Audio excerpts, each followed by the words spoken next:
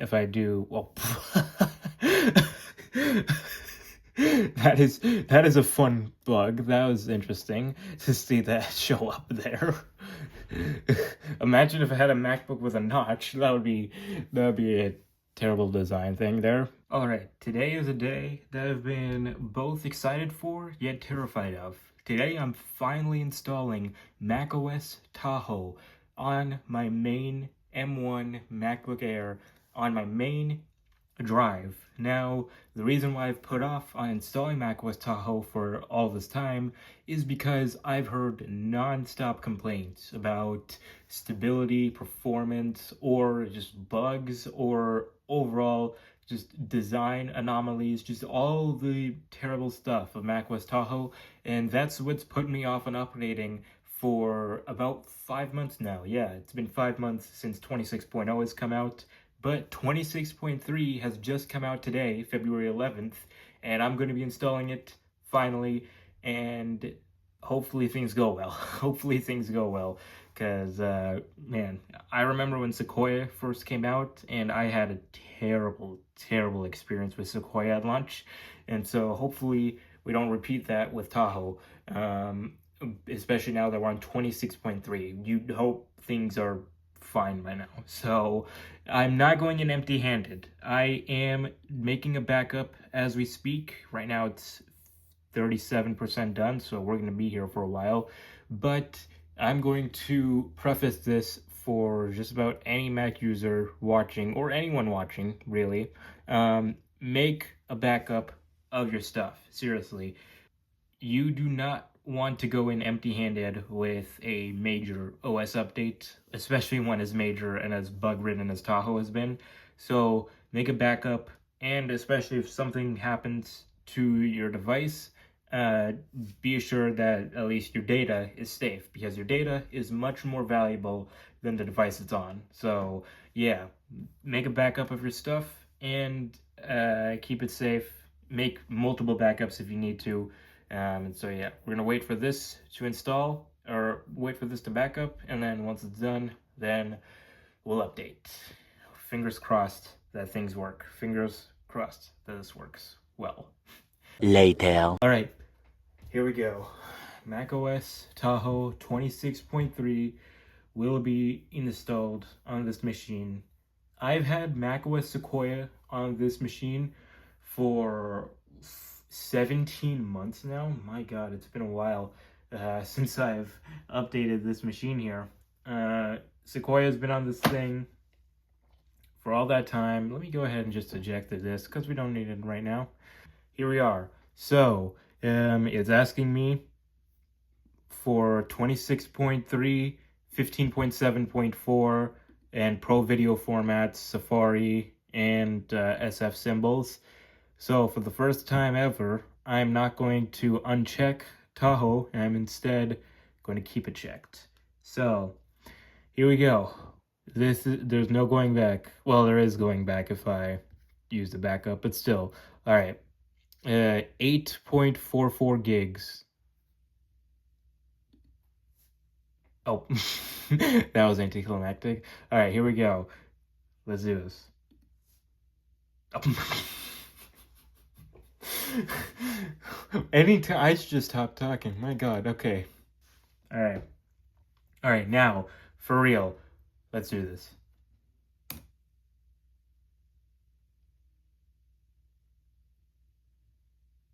Come on. Sometimes it takes a little bit, but that's weird. I guess because I'm on 20% battery. Here we go. It's actually happening. It's official. macOS Tahoe is being installed on this machine. Time to say goodbye to Launchpad. Launchpad, it's been a good run for 4 years since I bought this Mac. It's been a good run, Launchpad, but we have to say goodbye to Launchpad and probably a few other things. I forgot exactly what else Tahoe removes. They remove FireWire support, but I don't have any FireWire devices, so that doesn't matter to me. What else do they remove? I forgot what they removed. Anyway, 20 gigs. Holy shit, that's a lot. Oh my god. Okay then. Well, we're gonna be here for a while. That's why I'm gonna probably fast forward this. Not fast forward, just cut. All right. Well, hopefully this finishes and we'll be back here shortly. But yeah, man, can't believe I just did that. This has been a long time coming, but we're finally doing it. All right. See you guys shortly once this is done. So, okay, while we wait for this to install, let me go ahead and explain a couple of my thoughts on Tahoe.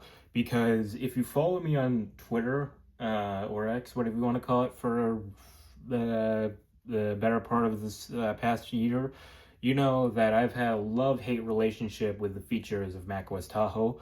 When it was first announced, and it was announced that Launchpad would be replaced by the new app library, I absolutely hated that because it was like, because we've been familiar. Launchpad has been on the Mac for 14 years, 14 years since OS 10 Lion.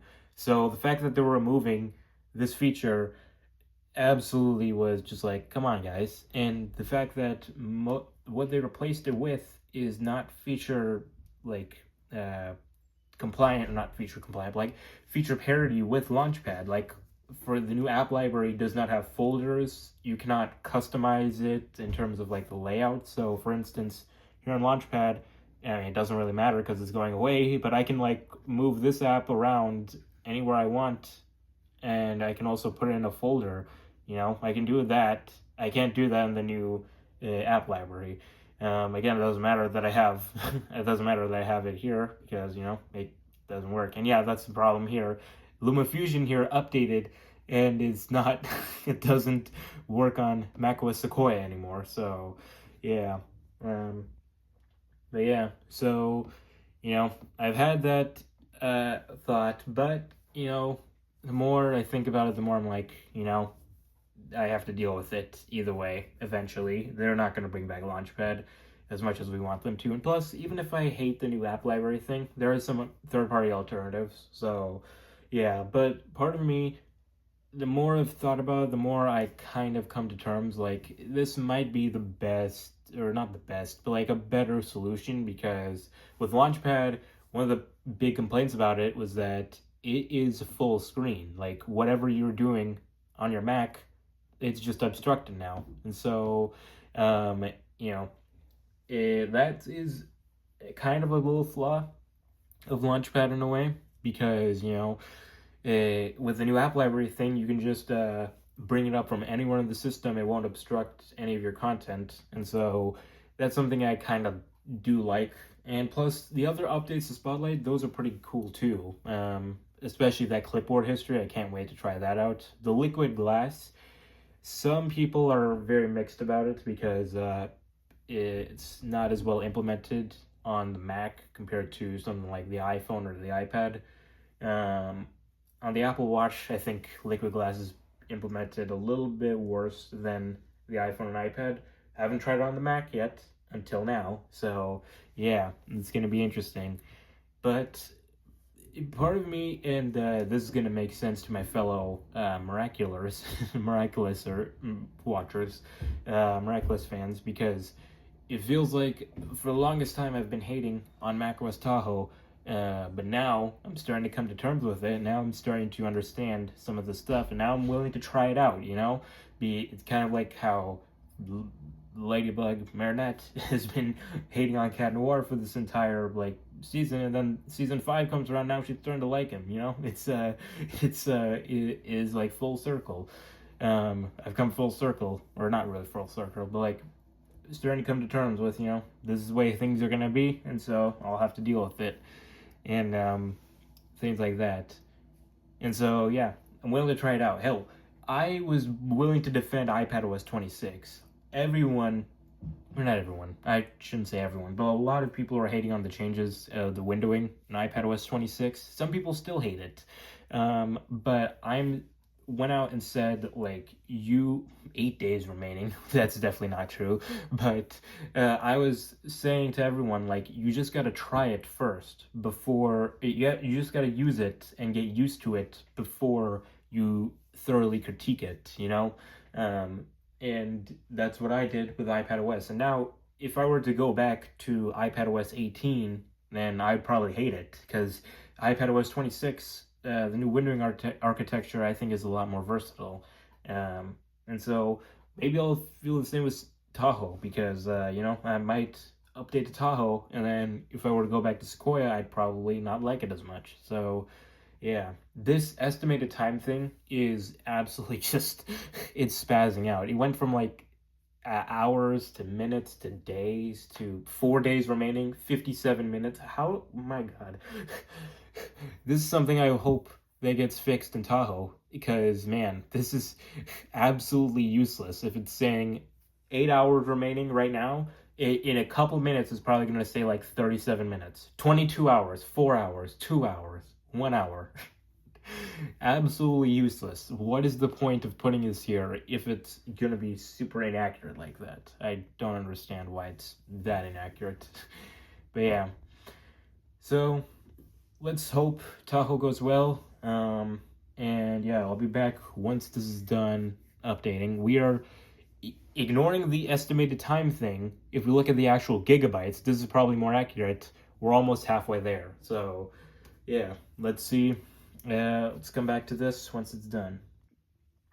All right, so we just finished the installing process. Now we're doing the preparing update process. And my God, this part, it's probably, oh,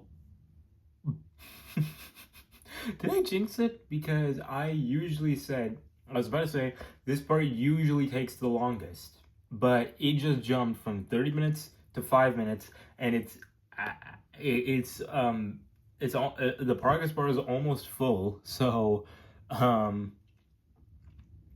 there's a good chance that this could be done here in, like, probably a next minute or two. Like, it's probably not lying about the 5, or like it's probably not too far off the 5 minute estimates giving us there. But yeah, I missed it, and phone's not trying to focus right now. But yes, it finally started updating. My God, that took forever because I think I recorded the last part like 15 minutes ago. So that 5 minute remaining thing was complete bullshit. But yes, finally it is starting to update. Man, I am nervous, but I'm also excited because, yeah, this is the first time I get to experience going from one major macOS design to a new one. I've never got to experience that before. Many people did when going from Catalina to Big Sur. That was the last time they did something like that. Then before that was Mavericks to Yosemite. And then before that, I have no idea. You'd probably argue tiger to leopard. Maybe that was probably the last time that happened before Yosemite. And then, yeah, so this is the first time I get to experience it myself. And yeah, I'm excited. I'm excited, nervous, but overall, I think a little excited. So, yeah, it looks like it's going smoothly. About a minute remaining, but we know for a fact, I guarantee you, every time it's a...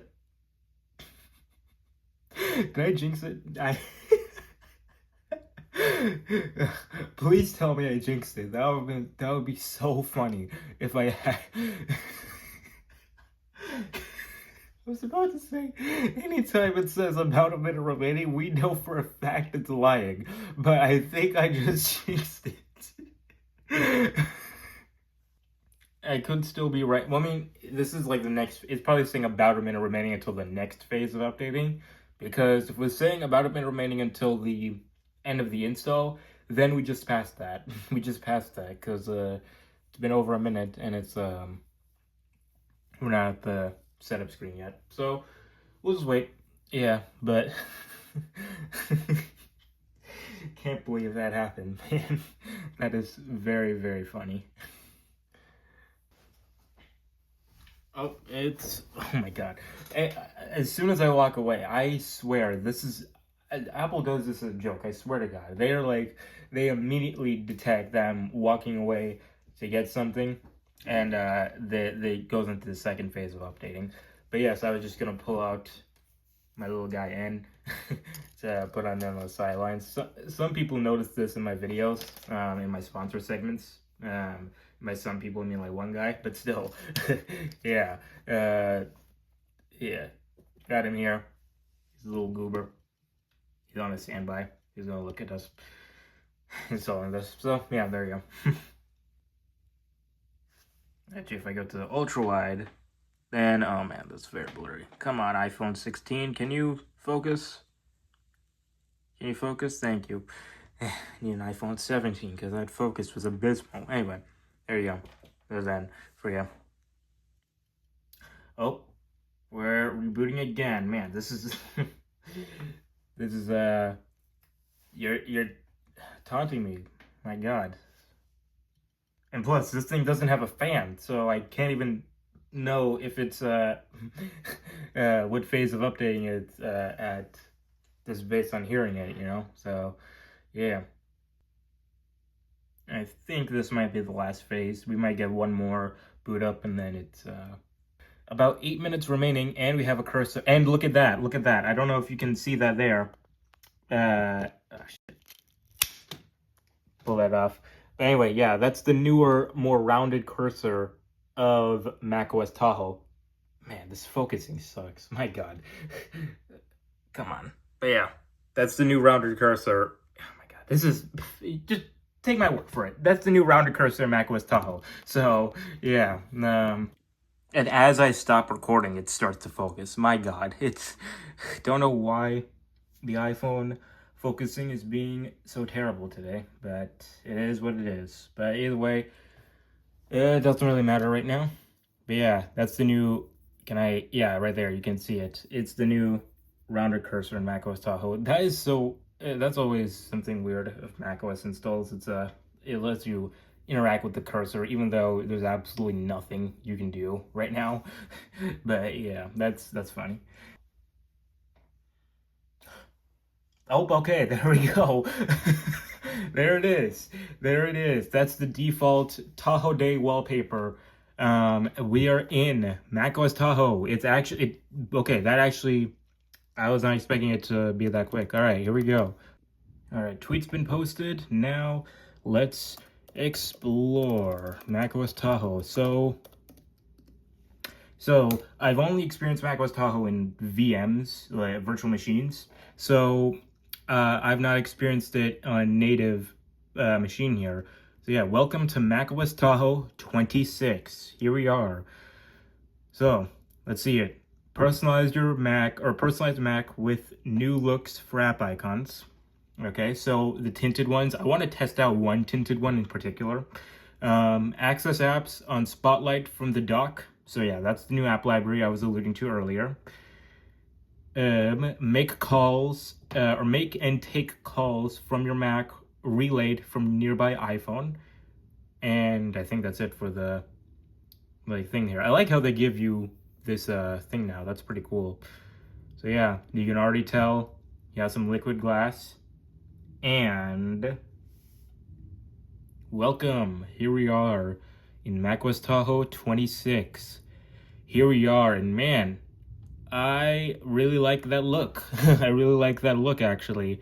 So let's go ahead and change. First of all, let me go ahead and change the wallpaper because I like this default macOS Tahoe wallpaper, but what I do like more is the dynamic macOS Tahoe wallpaper you've definitely seen in some other places like Apple's marketing images.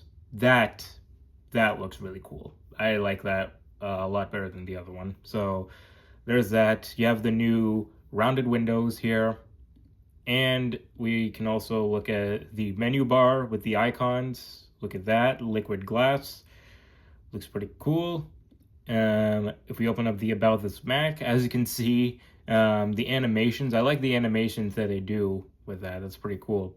Control Center has been redesigned. Let me go ahead and change my accent color because my accent color it was designed for Sequoia.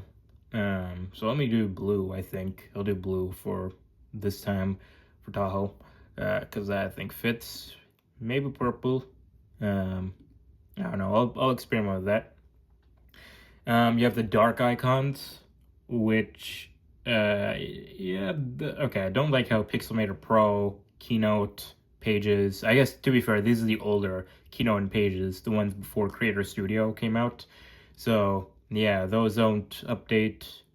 Gemini updated, which is, that's a web app, so that works. Did OBS update? I don't know, it's kind of a dark icon in the first place, so there's not much to update there. Final Cut Pro, and it detected my iPad apparently, and Pixelmator Pro. Yeah, this is this is the newer, or not newer. This is the newer icon for Pixelmator Pro that came out a few months ago, but it still uses this older look for some reason. DaVinci Resolve didn't change jack shit about that one.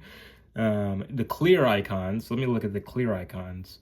So, in my opinion, the clear icons don't really make sense on the Mac. It makes sense on the iPhone and iPad because, okay, the light mode clear icons, those actually work a bit better. But, like, still, like, on an iPhone or iPad, like, let me go ahead and do a demo here of the clear icons on the iPhone and iPad. So, hang on. Let me go ahead and show this here. This is the clear icons on the iPhone, or excuse me, on the iPad here.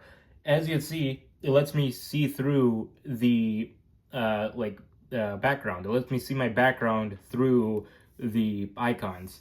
To be fair, it does allow you to do that here, but like your icons are not all over your desktop. So like to me, it doesn't really make sense to have the clear icons on the Mac. But I don't know. That's just me. I'm not gonna use the clear icons, I don't think. But what I think I might be using is the tinted icons, because the tinted icons are a bit interesting. Particularly the one I want to see is red, because yes, the reason why I chose red here, let me go ahead and do my zoom in. This icon, my fellow Hell of a Boss fans, this icon reminds me a lot of Blitz, or Blitzo, whatever you want to call him, Blitz from Hell of a Boss. The Finder icon, I noticed that, I was like, yeah, this kind of reminds me of Blitz, except I think, let me look at a picture of Blitz. Yeah, to be fair, it's reversed. Blitz is white, then red. This is red, then white. I remember the original beta 1 of macOS Tahoe had the white on the outside and then the color on the inside. So maybe that version might have been closer to Blitz, but still, yeah, it kind of reminds me of Blitz in a way. So, yeah, you can have the Blitz icons. Honestly, I might experiment with light mode because I kind of like how light mode looks here on Tahoe. You have the tinted liquid glass, but since there's not much liquid glass in Tahoe to begin with, there's not much to tint. So, yeah, that's kind of useless. Let's go ahead and explore what used to be my mortal enemy against Tahoe, the app launcher. Okay, so here it is. Honestly, doesn't look too bad, honestly. Like, if I look through here, it's not too bad. Okay, that's one of my big concerns here. One of my big concerns with this was that your iPhone apps, I thought they would be all over your, like, things here. No. They organized it in a separate category. So that's good. I like to see that there.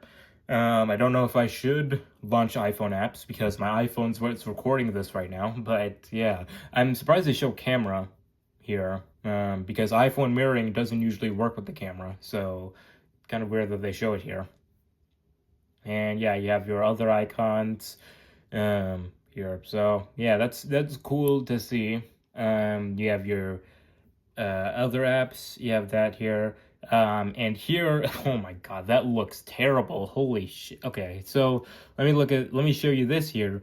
This is what many people call a Squircle jail, where if your app icon exceeds the typical Squircle shape, or isn't in the typical Squircle shape, then it gets put into a Squircle icon, a gray Squircle icon for that matter. And here with side loadly, it looks terrible. Like, look at that. It's you barely can even see the icon itself. That looks awful. Hey, we might get used to it. Transmission here. This is kind of a Squircle to begin with, but nope, because it kind of exceeds it, it's in the there. X-Quartz kind of works here. Plist Editor Pro, that works. a bit. CCleaner as well kind of works. 4K video downloader kind of works. So yeah, some of these work. iFunbox. Yeah, some of these icons work. Latest. That was again kind of a squircle in the first place, but since it exceeds it, it's in the squircle jail. Yeah. But yeah, some of these icons do work with Squircle Jail, but other ones like Sideloadly, that looks terrible. That looks terrible there. Yeah. So yeah, that's how you get to your apps now. Man, it's gonna be a learning curve to get used to this over Launchpad. And something that I'm really glad to see changed is that finally, the volume HUD, the volume HUD is smaller in the corner there. Finally, it took it took 25 years of macOS to finally change that to be in the corner, and same with the brightness as well. Finally, they fixed that. Control center. So these are now menu bar items, I believe. So control center and menu bar items are kind of into one thing here. So I can put this up here in the menu bar, my Shazam thing, or I can put it in the control center as well. So that's pretty cool. It's much like iOS now, where you can put these into the menu bar, or not in the menu bar, but like into the control center. So it's very customizable. I can start the screensaver here. So yeah, it's cool to see that there. Let me go ahead and test something. So here I can open up Safari. Let's go to, I don't know, just apple.com. And if I go ahead and full screen this, it's kind of taking a while to load up here. It's interesting. Come on, thank you very much. So let me see. Yeah, there you go. So even in a full screen app, you can launch up the app library. So let's say if I want to open up system settings, it'll just go over here. Makes sense, obviously. So yeah, there's that. You have the menu bar, obviously, and it's combined with the control center. Honestly, the liquid glass stuff, oh god, okay, that's something that I don't like here. So let me go ahead and zoom this here. I saw this on Twitter, but I didn't realize how bad it would be. Yeah, that is not a good design element there with the system settings. Yeah, they could definitely fix that for sure, because even in iOS and iPadOS, it's not that bad. So yeah, they should definitely fix that there. There's probably a few other things I can look at. For one, oh, of course, why didn't I look at this before? Let me look at the spotlight, and man, it kind of bugged there. But yeah, I can look at my clipboard history. I haven't copied anything yet. So yeah, we have actions that are powered by shortcuts. So I can do things like sending emails. So I can do SE. So yeah, I can do things like if I do command space, SE, and yeah, SE, send an email. There we go. So I can send the email with I don't know, hello to with subject, hello to recipients, and I can add someone there if I want to, which is cool. Oh, it even persists there, which is cool, but don't want to do that because I don't want to send this email to anyone. I'm hoping this is just indexing, but yeah, it is feeling a little bit sluggish. Apps, so I assume if I do, well, that is a fun bug. That was interesting to see that show up there. Imagine if I had a MacBook with a notch. That would be a terrible design thing there. So yeah, Apple Games. I've critiqued on Apple Games how useless it is, and I think it still is pretty useless. It's basically just Game Center 2.0. What's up with this design? It feels like this is like a what is it called, like Project Catalyst app, and not it's not a real like app designed for the Mac, because this does not feel like a real Mac like design up here. This looks bad. So yeah, I can see what people mean by the UI inconsistencies. It's not that great. So hopefully they fix that. But the thing is, the fact that I'm saying hopefully they fix some of this stuff. We're on 26.3 of not even the betas. This is the public release that everyone is using right now as we speak, and yet here I'm complaining about some stuff that is not not uh, not that good, not that good really. And apparently, if we look at some of these things, like these icons apparently violates some of Apple's original guidelines, all the way back in the 1980s or whatever, for macOS. Or yeah, it was it was kind of like Macintosh system software at that point, where yeah, they specifically said don't put icons here, and here we are, we have icons here. I don't mind the icons, but the fact that there is some things that do have icons and some things that don't have icons, like the settings thing here, and plus the fact of spacing. Like, look at this settings. Let me go ahead and zoom this in here. Settings has this no gap here, but if you look at this new station, has a gap here. It has a very noticeable gap here, where an icon should be, but here in settings there is no gap, or very little gap. So UI inconsistencies like that is yeah, definitely worth noting. Yeah, good thing Alan Dye is gone so that we don't have that here. And also look at this. These widgets are supposed to be full color like this when no windows are active. But here no windows are active, and yet here they're they're not showing up. So it's, man, definitely noticing some bugs with that. So there it is. There it is. Kind of okay. So as soon as I exit the window, it goes away. But yes, so I believe there is a version of Mousescape that's been updated to work with macOS Tahoe. Well, not an official version, but a community made version that works with Tahoe. So yeah, I'll look into that. But yeah, overall it looks like it's not entirely dead. So I can have my serial designation and cursor working in macOS Tahoe, which is cool. Let me just check some things here. Pixelmator Pro, this is my photo editor of choice. I'll give you guys a sneak peek. My iPhone Ultra concept again. This is my updated version of this. So yeah, this looks mostly the same. So I'm pretty pleased about that. Not much change here. There is obviously the newer version of Pixelmator Pro that's been updated for Apple Creator Studio, with liquid glass and things like that, but that version is not available for the one-time purchase people.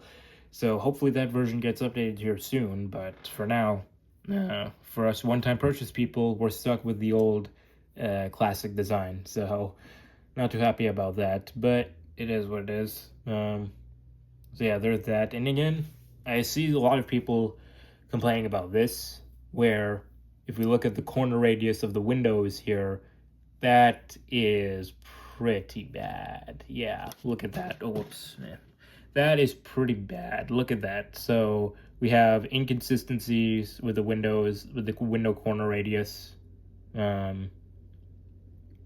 this window is, and part of me wishes that Apple could do something where if you already had an app that was like this, it would automatically just get updated automatically. Let me try something real quick. Let's just do a quick restart. Let's see if a restart can fix some of this. So we're just gonna restart it. Let's see if that can fix it. And of course, the second I restarted, the widgets come back to life. Of course. And I accidentally bumped my iPhone camera. So yeah. Okay, So we're out. I forgot I restarted it. So I thought I clicked shutdown and not restart. So I was gonna press the power button. I got absolutely startled. Oh my god. Okay, so we're back up. Yep, the widget bug has been fixed. Cool. We have liquid glass toggle. Well, okay, that's inconsistent. Look at this. So this toggle should change to liquid glass. This yellow, or not yellow, what am I saying? This white pill should change to liquid glass once I click it, but it's not changing to liquid glass. So that's weird. Meanwhile, if I go up here in the control center, and do the same thing here, look at this. Liquid glass. Man, these inconsistencies are so weird, so jarring. Hopefully, I can get used to them, but man, this is weird. This is very weird for Apple to... We're on 26.3, and yet here, it's warped. It's very warped. Apple brings hit TV show Severance in-house, apparently. Wait, they acquired something? It'll now be... Okay, so interesting. So Severance is now going to be produced in-house by Apple now. I didn't know about this. That's interesting. That's cool. Hopefully Severance Season 3 comes out here soon enough, you know? Okay, so I'll keep letting you know macOS Tahoe. Hopefully I'll share my experiences on X, and hopefully things go smoothly with performance and things like that. But overall, right now, first impressions are mixed. It seems okay right now, but hopefully it'll stay okay. Hopefully it gets better, and hopefully macOS 27, when that comes out, hopefully that will be a million times better than this. So there's that. Thank you guys for watching. Check out the main channel, check out the Tech Cartoons channel. Maybe I might do some more Murder Drone stuff on there. Stay tuned for that. And yeah, so see you guys later. Bye-bye.